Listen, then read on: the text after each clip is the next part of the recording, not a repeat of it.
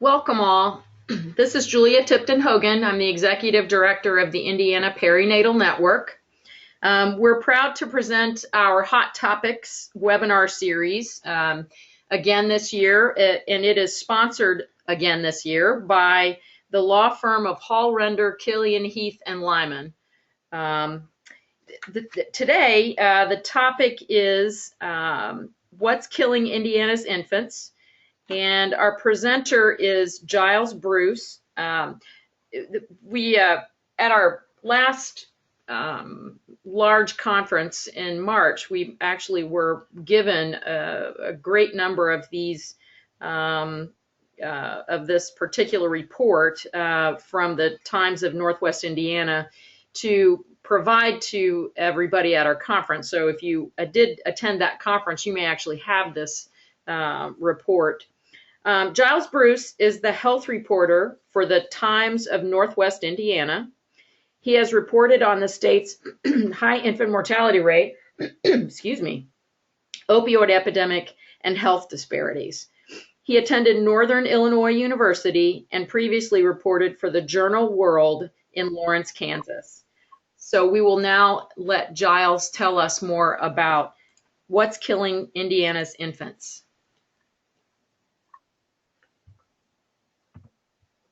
Giles, you can start. Okay, well, thanks for having me, and appreciate the opportunity. So as Julia mentioned, I've been reporting on health here in Northwest Indiana for about 2.5 years now. Northwest Indiana, we cover our biggest cities are Gary, Hammond, East Chicago. So we cover, Lake, Porter, LaPorte counties, a pretty big population center, right outside of Chicago. But yeah, since I started at the job, I have been hearing about this problem that Indiana had with infant mortality. And it kind of surprised me when I first came here because, for one, I didn't think infant mortality was that big of a problem still. And in the U.S., but in particular in a place like Indiana. But as I got to working here, I got to learn more about the different health disparities in the state, and infant mortality is definitely one of them. So I started learning about it when my first months on the job. The health commissioner would come up here to talk about things like HIP 2.0, but he would always mention infant mortality and how it was the top priority for the state for its public health. And, he would say, like this quote here at the bottom, he would say we have an infant mortality problem, but more than that, we have a health disparity problem. The Black infant mortality rate is about 2.5 times that of the white infant mortality rate. So, so kind of getting those rates the same would save quite a bit of lives. And then he would talk about finding local solutions to infant mortality, because what might be causing it in one part of the state could be different from another part. So this just got me more and more interested in this issue. He mentioned that they started breaking down the numbers by zip code. And at that time, in that time period he was talking, 4 of those zip codes were in Lake County, which is where I work and report. So, that got me intrigued. So I wanted to take a deeper dive into it. The state did this report, showing the top 3 risk factors would be a mother on Medicaid, who is a teenager and who goes to fewer than 10 prenatal visits. But when you look at the causes, almost like the term infant mortality itself, the causes are pretty technical. They don't really tell you a whole lot.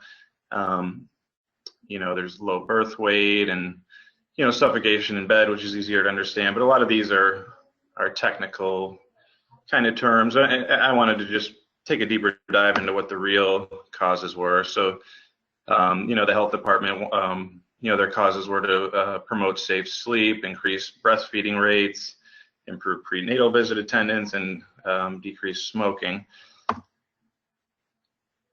So then I found out about this fellowship at USC in Los Angeles, they have a Center for Health Journalism, and they do a fellowship program every year where they bring out health journalists from around the country, teach them about health issues that affect vulnerable children and families, and they give money and mentorship to take on these big projects on complicated health issues affecting children primarily. So I applied for that, and I wanted to do this project just looking at Northwest Indiana, but the fellowship suggested I take it across the whole state and look at the whole state of Indiana. So I was awarded the fellowship. I went out there. We did training and field trips and heard from experts in the field. And like this one, we visited a neighborhood in East Los Angeles that was contaminated with lead, and people there were having health issues because of it, because they had this lead smelter there for decades and caused a lot of pollution. So then I got the zip code data, for the most recent 5-year period, and I got the idea of, going to like the half dozen or so of the zip codes with the highest infant mortality rates and find out kind of on the ground what was going on there and, what the issues were in these different places. So I was kind of surprised, but maybe I shouldn't have been, that the top zip code in the state, and it's been this way for a while, but the top zip code is East Chicago, Indiana, it's right up here in my neck of the woods, and home to heavy industry and the steel industry, and very economically depressed. Most of originally people who worked in these factories would live there, but over time they moved away, and in part because it's polluted, and so the people who stay essentially can't leave. But then I started identifying some other communities I might want to report. There was report from Grant County, Indiana, Allen County, Marion counties, obviously on there with Indianapolis being a big population center, Delaware County, which is Muncie. So I started gathering data. It was kind of hard to get specifics on, the precise causes, because the health department, didn't have the information broken down that way, and there's privacy issues.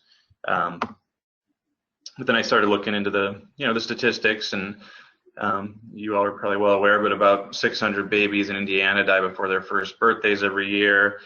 I tried to visualize it, that it's enough to fill 33 kindergarten classrooms or 11 school buses. A baby dies every 14 or so hours in the state. We're the farthest north of any state in the bottom 10, the only one in the Midwest for infant mortality.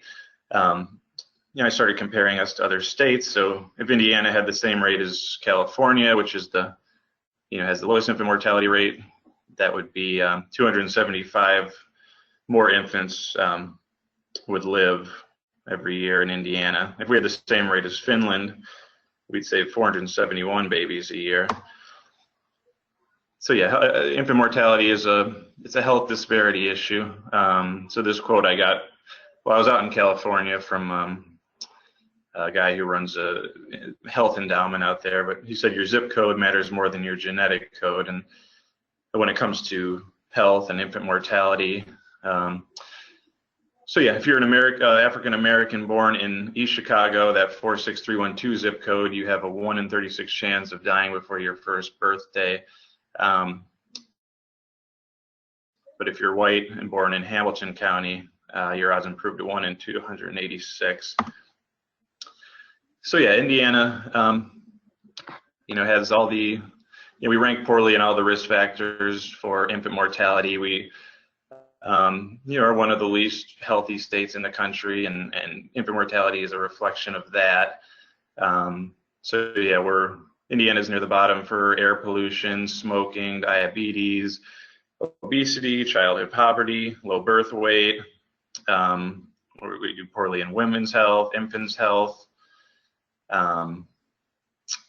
Things like female obesity and physical activity, for women's community and environment, clinical care, health behaviors, and policy. But strikingly, we rank 49th in public health funding. So spending $41 per capita in state and federal dollars. U.S. average is $94 per person, while the top state, Alaska, spends $261 per capita. So here is the infant mortality rate for Indiana compared to the U.S.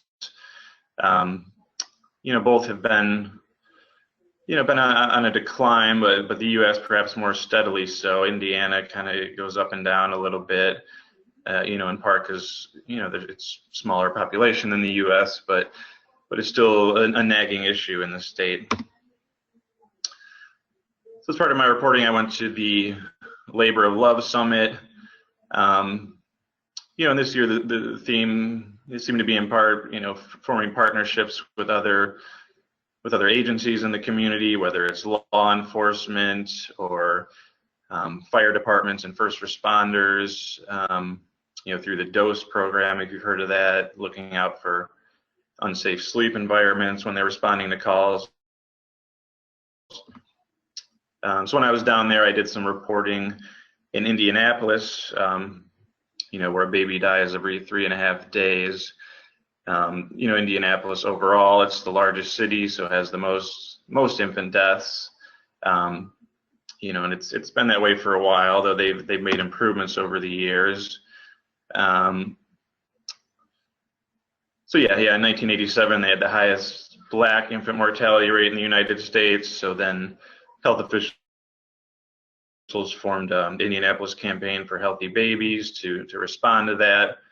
I also found this interesting study from the mid-2000s from Marion County Fetal Infant Mortality Review, found that about 43% of infant deaths were excess or preventable.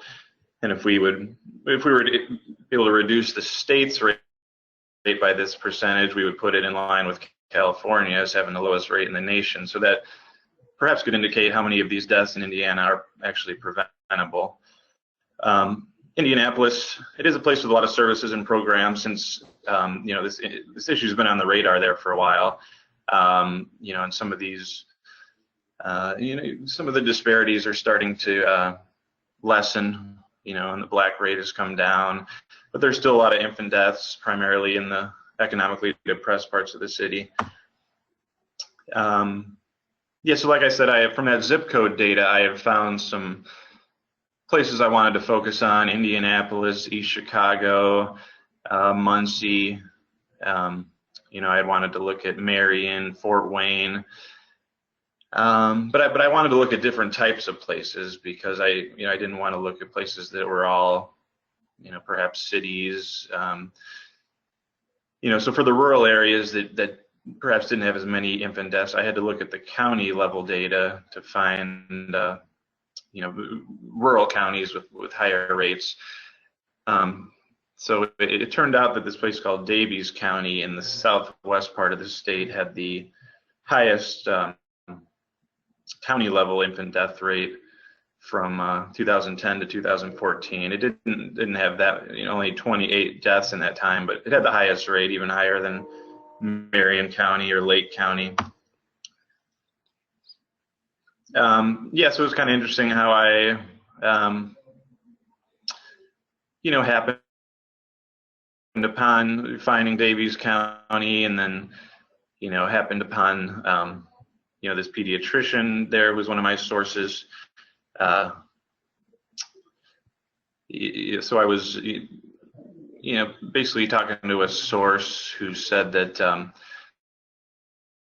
there was an Indiana pediatrician who was tweeting a few years ago about how infant mortality and pollution, there was a link, and that the state wasn't monitoring pollution in her part of the state or her area and a lot of the state. So it turned out this southwest Indiana, where Daviess County is located, it has a lot of, has a number of coal-fired power plants. And another one of the other journalists in my fellowship her name was Jamie from the Center for Public Integrity. For her fellowship project, she had done it about what they called super polluters, and these were polluters that were on two top 100 lists. For one list for greenhouse gas emissions, one for toxic air releases. So it turned out that there were 22 facilities on both these top 100 lists, and that 4 of them were in Southwest Indiana, more than anywhere in the country. So she had gone down there and reported on some of the health issues. And that was when I talked to my source and looked up through Twitter who this person was talking about, who was tweeting about pollution and infant mortality, and I found her on Twitter, and it was Dr. Norma Kryline from, she happened to be in Washington, Indiana, which is the county seat of Davies. So kind of a light bulb went off there, and I talked to her and went to visit. And she is besides being a pediatrician and an environmental advocate, an advocate for, cleaning up the pollution in that part of the state, and is worried about the issues it's having, the impact it's having on the health of babies and children and anybody down there. And she, believed that it was a factor in her county having the highest infant death rate in that period. So here we can go ahead and show the little interview clip from an interview we did with her.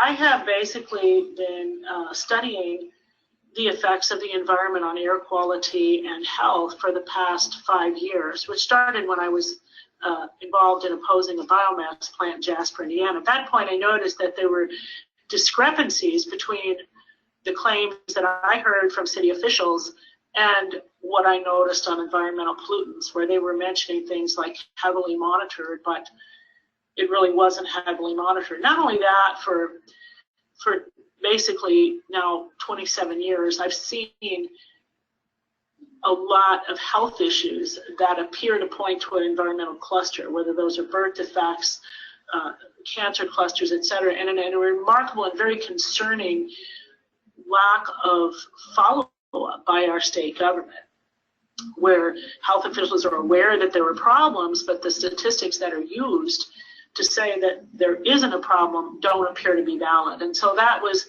one of the reasons I did the research that I have done, and this is a research poster that was at the International Congress of Pediatrics in Vancouver in August of this year, that basically shows that despite the fact that we have an extremely high infant mortality and a concentration of coal-fired plants, there really are no air quality monitors, which is, and yet the state officials make statements as if things are improving. And so the bottom line statement is that serious scientific flaws exist in Indiana air quality management, where there are not enough monitors, they're not in the right place, and the statements that are being made by officials are not valid, as well as the fact that industry controls a lot of the monitoring. And so what that means from an infant mortality standpoint is we don't know where we're at. But the whole reason that these pollutants are regulated is because they're toxic, potentially to pregnant women, to children, to vulnerable populations. So there's just a huge discrepancy between what we know is out there and we know what these industries are emitting and the effect that is acknowledged on health. And it's actually fundamentally obstructed. And that's what I think needs to change so that we can have a better and more public dialogue. And another issue is that much of the industry in southern Indiana is for electricity and for northern Indiana. So there's a big discrepancy as well in the amount of emissions that we are getting for our own power production. Most of the electricity that is here is actually so that the air is much cleaner up there. And I think that I would wonder if people in northern Indiana were aware the degree to which southern Indiana is polluted and the effect that it is potentially having. And why is the state, if infant mortality is such a priority, why aren't we talking about this? Why aren't we looking at this? And why are we using fundamentally flawed science and statements when it is our babies and our children that are being affected?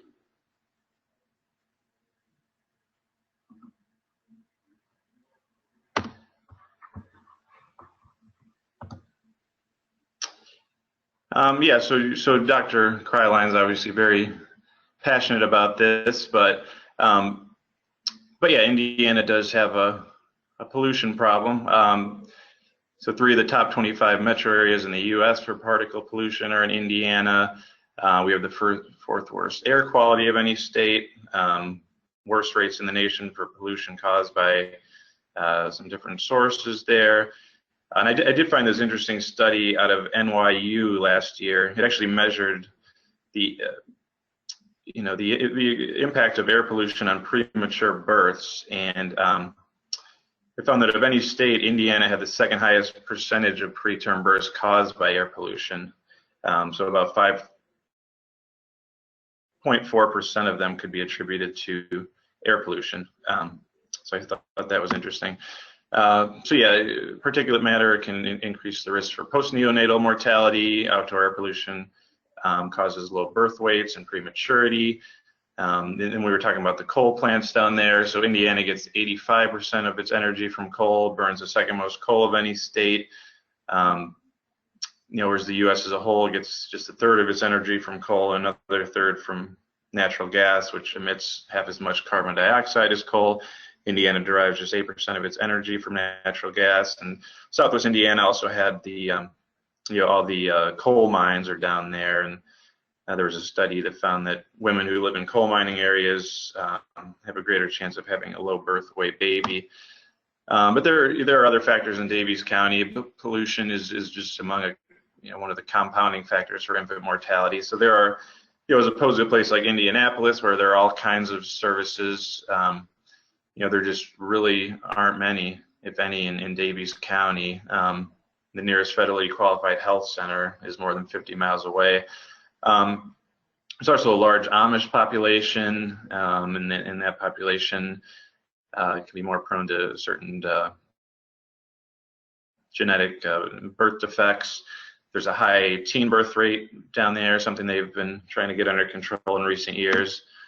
So when I was in Dr. Kryline's office, I visited with a couple who had twins prematurely, and thought it had something to do with an air quality warning that went out during that time, and it's impossible to improve that. I mean, twins can have are more likely to be born premature, but they talked a little bit about the experience of having premature twins.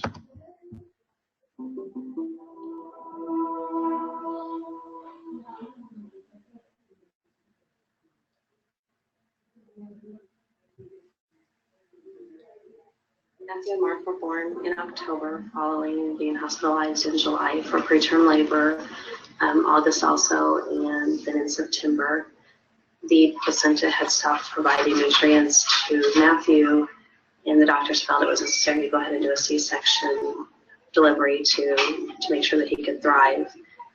After he was born, they detected a heart murmur, and upon further investigation, they decided that there was a VSD, and also the PDA was still open. They tried to close it with medication. The PDA closed. They were able to then realize that he had a coarctation, which is a narrowing of the aorta artery, and that it would require surgery to fix. They had to transfer him to Riley, reopen the PDA to allow blood flow to his body, to his lower extremities. They then wanted him to be 2 kilograms before they were able to do surgery at Riley. They were able to do the surgery to put a PA band on to restrict some of the blood flow and reduce the risk of heart failure.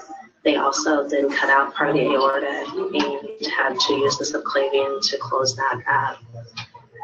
We still have the VSD that we'll have to have surgery for within probably the next year to close that up and reduce all the blood flow from the left side of his heart to the right side. It was right at the time these guys were born, right at the end of September. I started noticing a lot of crud in my eyes and crud in my lungs, and that has consisted up to pretty well the date. With this last rainfall that we got, it's diminished quite a bit. We did find out that there was a lot of crud in the air right at the time these guys were born, and that make complete sense of what was going on.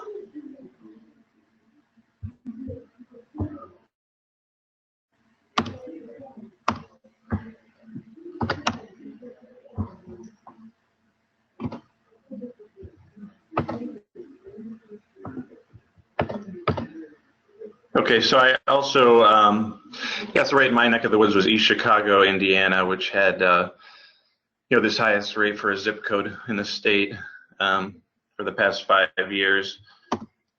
So I wasn't able to get causes of death from the state health department, but I got them from the local health department.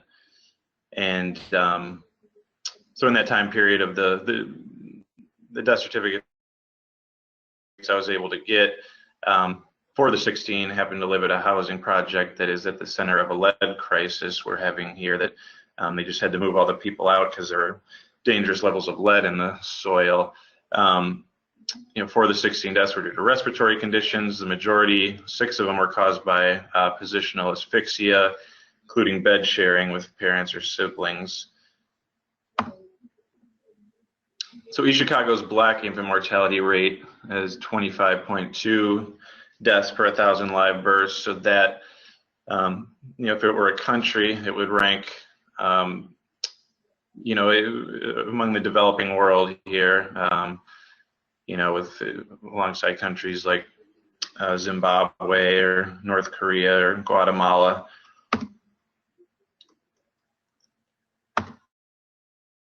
I can come back to that if I have time, but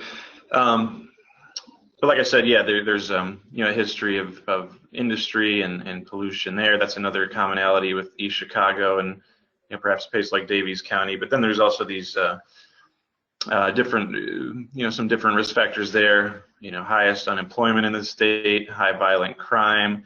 That along with a built environment can make it difficult for women, to walk around outside and get physical activity just walking around the neighborhood.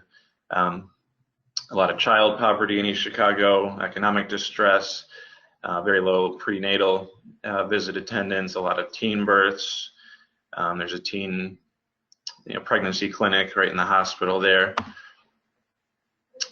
So an important part of this series was to put human faces on this issue, because infant mortality can be a clinical term, but I mean, what we're talking about here is babies dying, which is, about the worst thing imaginable.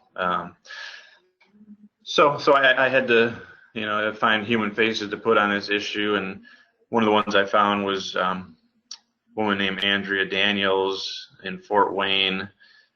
She lost her 5-month-old son. He was, born with all kinds of birth defects.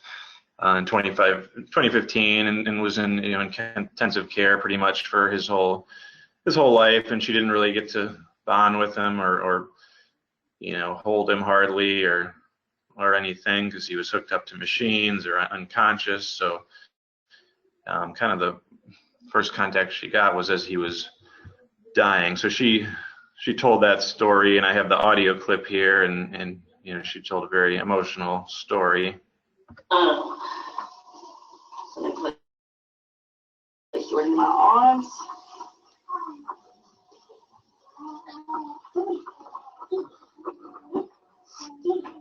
And I sung to him the whole time.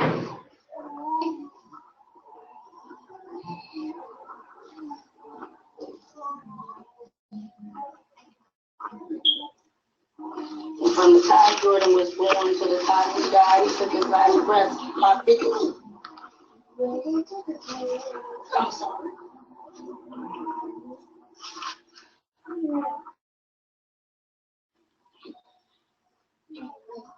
My biggest prayer was that he knew that I loved him.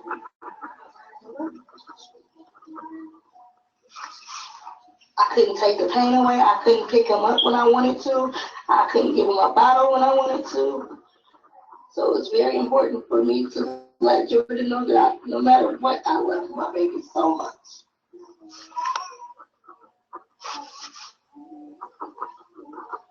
And in a normal situation, how do you let your infant child know that you love them, but to pick them up, to take the pain away, to give them a bottle, to change them when they wet? And that was taken from me. So that was one of my struggles.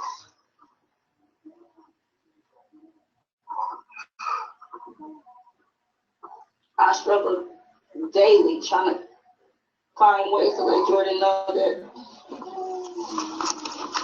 I love him. So that's why I just made sure that the last voice that he heard, the last touch that he felt was me.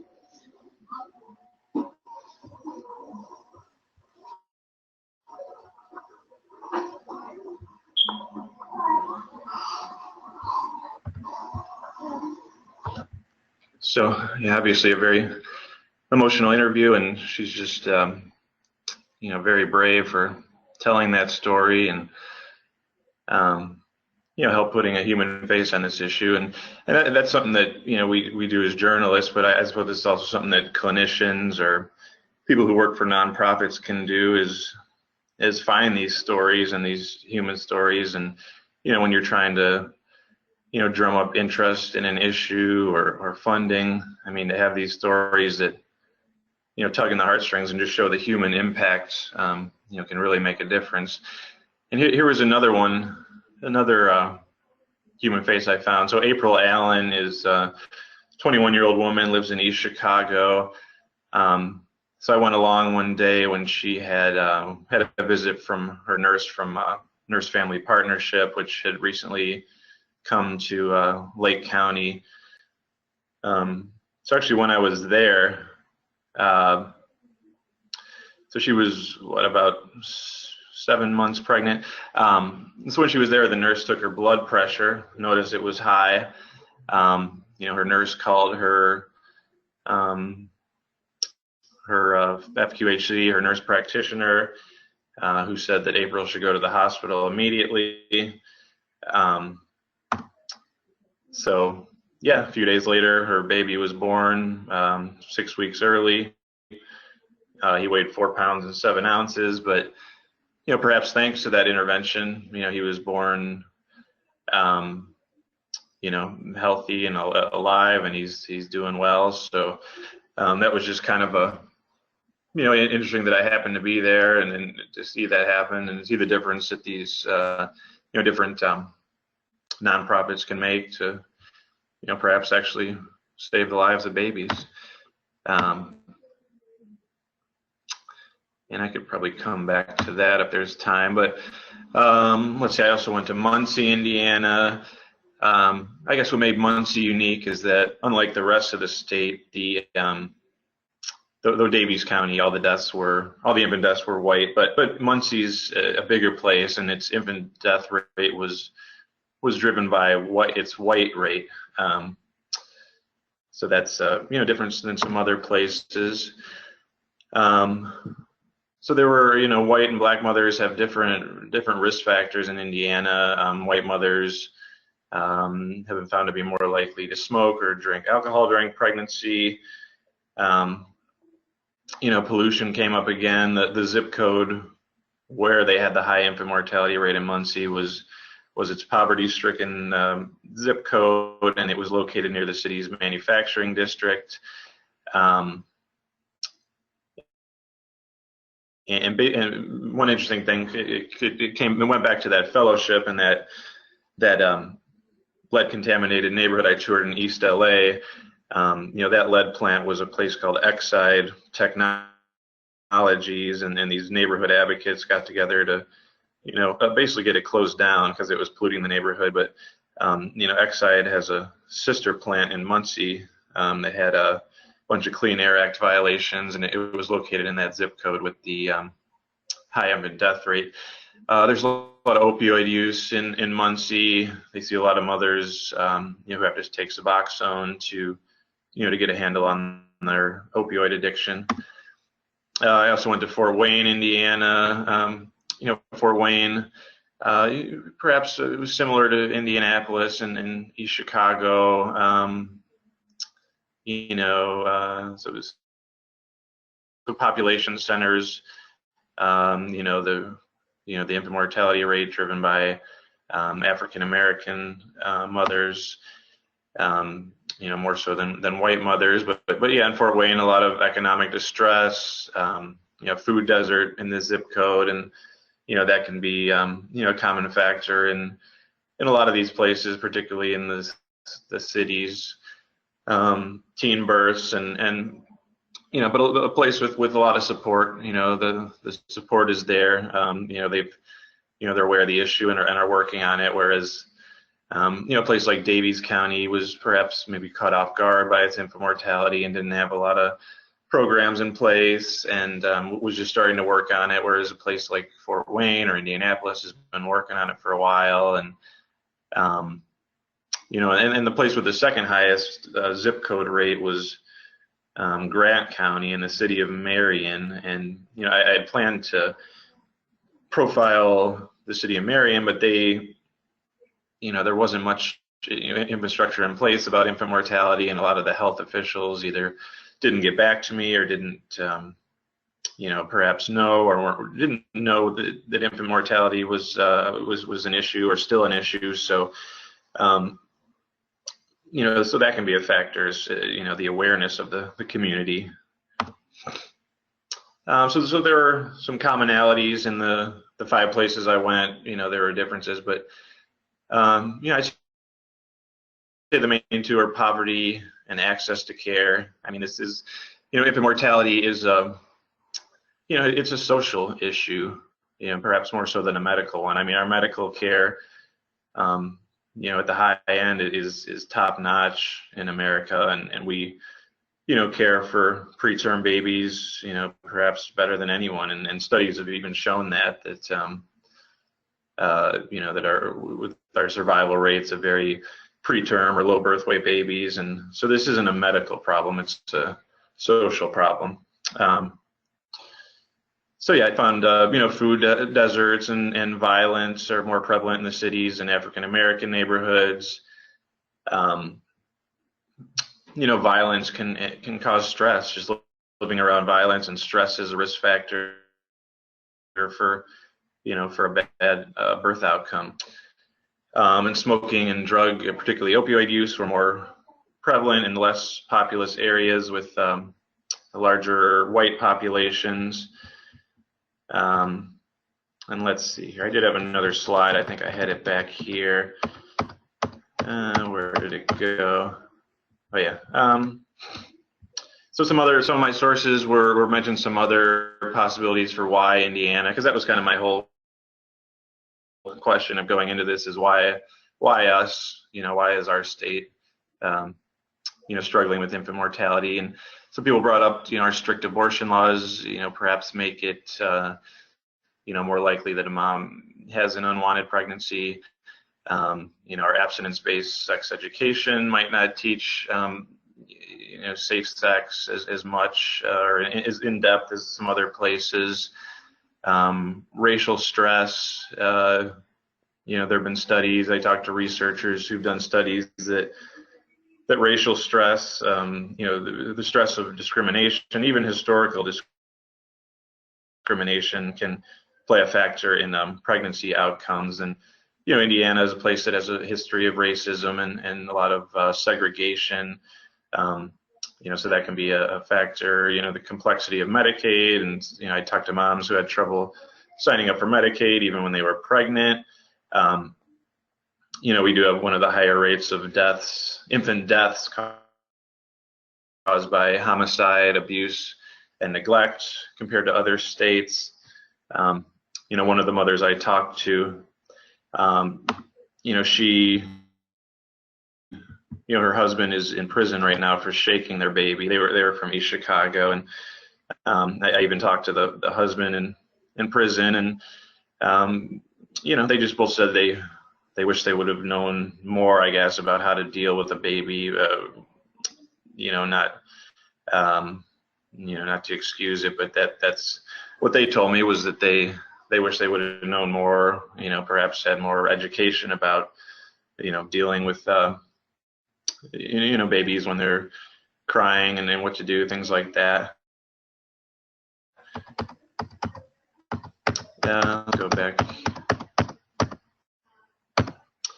So yeah, there's all kinds of solutions. I mean, the health department, the state's provided a lot of funding. They recently put out the safety pin grant, so that's it'll take a while to find out if these efforts will work. So they're just starting to get going. But there's obviously home visitation programs. I mean, those have shown to be very effective.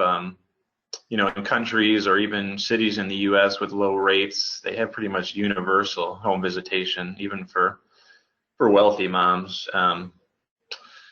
So that's a solution that's here, but it's spotty, I guess. I mean, it's not not everyone has it. Others, tobacco cessation programs like Baby and Me Tobacco Free is expanding around the state. There's these baby boxes, that the country of Finland, which has the lowest infant mortality rate, they give out these boxes to all new parents, and they have some supplies for taking care of the kid, but they serve as a safe sleep environment. So they have a little mattress at the bottom, and they're easy to carry around. So wherever these moms go, they have these baby boxes. So they give them away to everyone in Finland, but this Greene County Hospital in Southwest Indiana was the first to start doing it here in Indiana, and they've started doing it starting to do it in Lake County, among other places. There's safe sleep training, crib giveaways all over the state, safe sleep modeling at hospitals. There's pregnancy coaching. There's this program I visited called We Care in Muncie, and it's also in Indianapolis, where they do in-person coaching with the moms at the at the health clinic, and then they give them automated texts, saying here's what you should know at this point in your pregnancy, and did you sign up for breastfeeding classes and things like that. In Indiana, they stopped reimbursing for early elective deliveries, to cut down on the unnecessary early births. But ultimately, even the nonprofits can do all the heroic work they want, and I talked about how the NICUs do amazing work, but ultimately these are political, societal issues, with historical overtones. So we, it's going to require some political solutions, and in kind of figuring out what kind of society we want ultimately, because the U.S. is, Indiana sticks out in the country, but the U.S. sticks out in the world, particularly the developing world, for its infant mortality rate. We do worse than pretty much any developed nation for infant mortality, and it's not for medical care. So it's our these social disparities that we have here in the U.S. So I did the series, What's Killing Indiana Infants. We released it in January and February, and here's our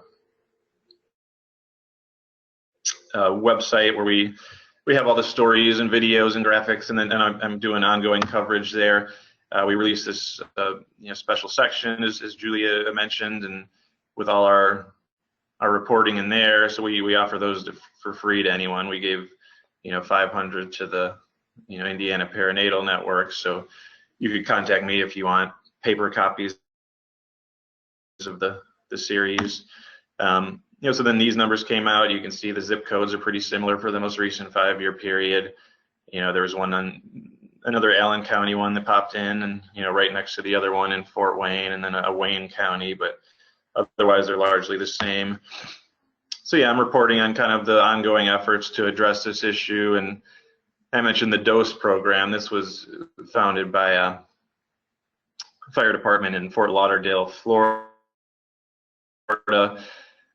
They were responding to a lot of dead babies who had died because of they're in an unsafe sleep environment. So this gentleman got the idea to while they're there and while they're responding to calls, and if they come upon a unsafe sleep environment, they'll provide education and information to the parents or the caregivers, and even give them free cribs. And then this program is expanding into Indiana, and a lot of fire departments and paramedic agencies across the state are now doing this. So I'll continue, to report on these ongoing efforts to work on infant mortality. And here's my contact info.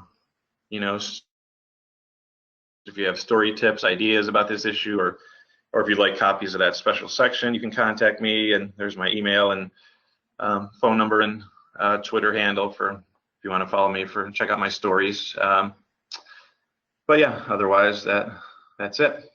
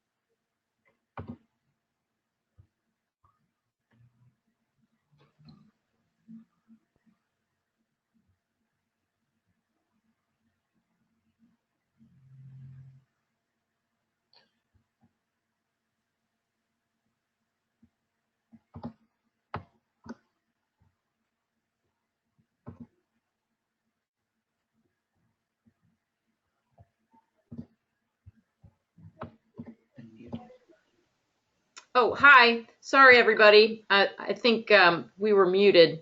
So we're at the question period. Sorry about that. So one of the questions was, Giles, can they get a copy of, can the listeners get a copy of your slides? We can present those. We'll also. Yeah, no problem. It'll be on the website. Yeah, we'll put them on the website, which is what we always do. But we'll help you get copies of that if you want them a different way. We post a copy, so to speak, of the entire presentation with sound on our website as well. So that we'll make sure that gets done. We already did that one. We did, yeah. What's So here's a question, Giles. What surprised you most in your reporting on this issue?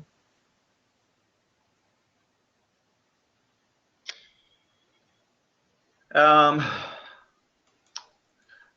I did talk a lot about pollution and how much I learned about that. So that was something I wasn't as well aware of, and that wasn't something that perhaps health officials had mentioned, or that we heard a lot about. So I basically found out it perhaps is not strictly an infant mortality issue, but this issue of how how polluted our state is, and what effect it has on our health overall. So I never really knew that was something that could impact infant mortality and premature birth and low birth weights, but I got a pretty big education in that. So yeah, so something like that, and that's something it's another one of these compounding factors, because people who live in poverty tend to live in more polluted areas. So, a lot of these things it's hard to untangle. So, yeah, that's why I say it's largely a social issue. Right, right. Here's another question. Have you compared Indiana and other states with similar rates of low birth weight and or infant mortality rates? So I think that would kind of go to that question of, I don't know, the South is always one of the lower, Mississippi, for example, or some of those states in the South. Yeah, I mean, I didn't, go too in depth on that, but, but from what I know, I mean, a lot of it is coming to similar factors to Indiana.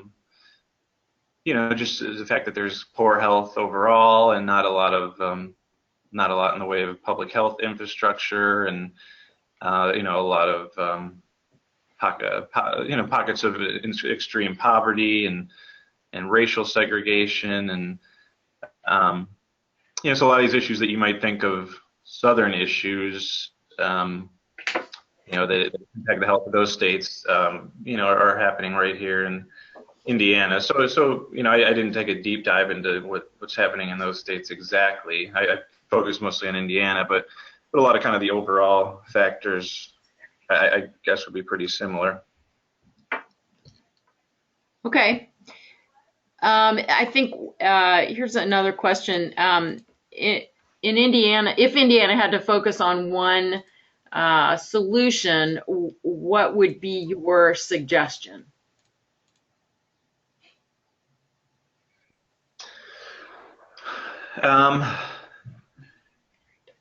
That is a tricky question because it's, as I learned from this, it's pretty complex, and as a lot of you well know, it's often not one factor. It's all these different factors, intertwined, as far as, the poverty, and then lacking access to healthy food, and lacking access to, healthcare, whether it's far away or they can't get there, or they have trouble signing up for insurance. I'd say, I mean, the health department focuses on those things I mentioned, like the safe sleep and smoking and prenatal visits, and those are, those will make a difference. But perhaps if we can, if they just, maybe the state somehow put more emphasis on the kind of the socioeconomic factors at play, or just more awareness about the social disparities of health that are, in effect, killing babies in our state. It might make people more aware, of the need that, that we're going to have to, perhaps structure things differently, or have political solutions rather than kind of relying on, the medical field and the nonprofit industry to kind of fix this problem. That it will take kind of larger solutions to really make a difference. That's great. So Christine asks, are there any programs that are doing well in Indiana? Yeah, there are a lot of them. I mean, I think you talked about some of them. Yeah. I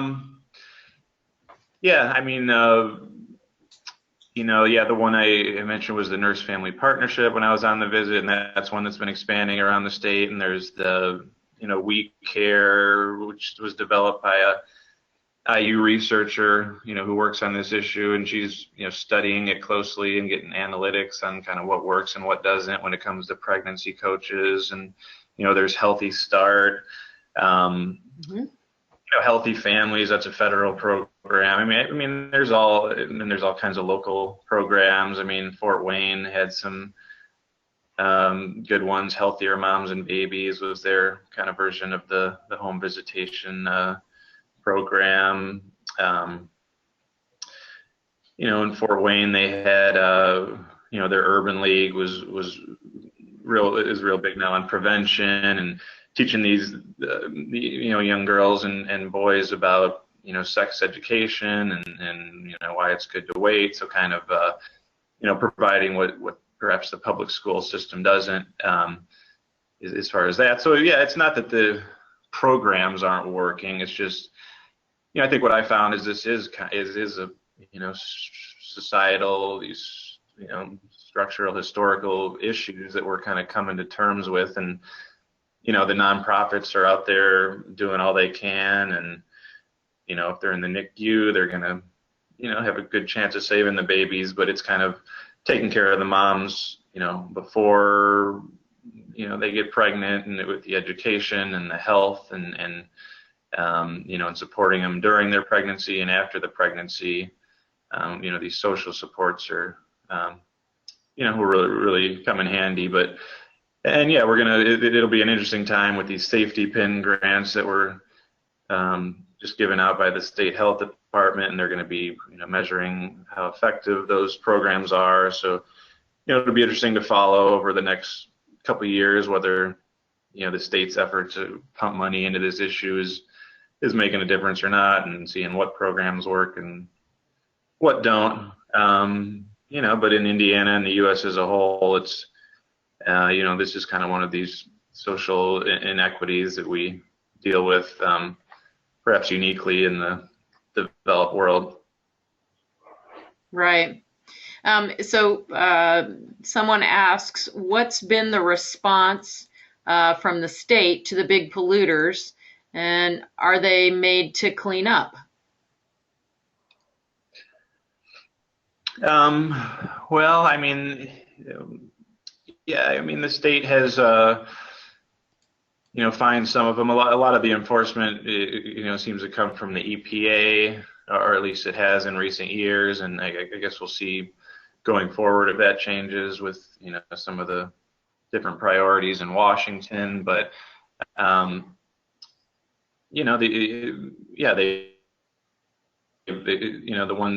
couple that I reported on in my series that were in these areas that had violations and were having to clean up. And some of my sources were critical of the state, environmental management, agency for not doing enough, perhaps because the, administration, at the time, the Pence administration had been, a supporter of the coal industry and kind of an opponent of, federal environmental regulations. So yeah, some people were critical that they weren't doing enough. And, and I had heard from even lawmakers after this that, saying that they didn't realize this link with pollution and infant mortality. So perhaps it's on the radar, that this is people often talk about it in jobs and economic terms, but, there are, the health of citizens and the youngest citizens that is at stake also. Well, I'm going to have to wrap this up. Giles, I just want to tell you from really everyone here at IPN, we're so grateful that you wrote this series, and it's just incredibly impactful, and it was just really great. So we appreciate you coming on and talking about it, and we wish you the best of luck, and thank you. Yeah, I appreciate you having me and for letting me share this. And it's, it's such an important issue because it's, literally our babies, and you guys are out there doing kind of the heroic work on the front line. So keep it up. Thank you so much. I wanted everybody to know that our next Hot Topics webinar is May the 9th, and it is from Sacred Roots Birth Center, which is they are midwives, and so they have a standalone birth center. So it's a very interesting perspective and topic. So we invite you to attend. Thanks as always, everybody.